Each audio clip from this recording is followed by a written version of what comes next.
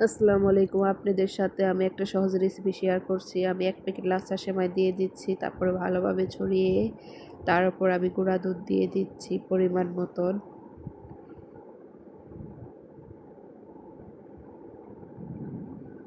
এখন আমি চিনি দিয়ে দিব ১ কাপ।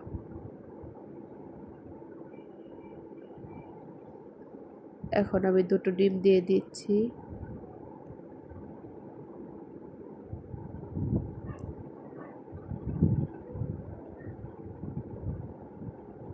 এখন আমি ভালোভাবে মিক্স করে নেব।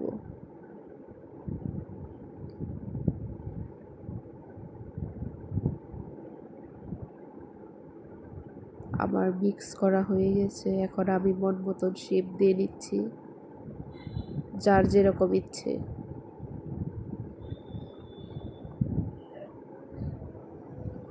এখন আমি ফ্রাই প্যান গরম করে নিচ্ছি, তারপরে তেল দিয়ে দিব। তেল গরম হলে তারপর আমি দিয়ে দিচ্ছি। এইভাবে লাল লাল করে ভেজে নেব।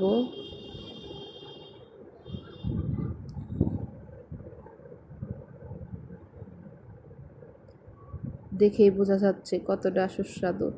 আপনাদের বাচ্চাদের টিফিনে দিতে পারেন।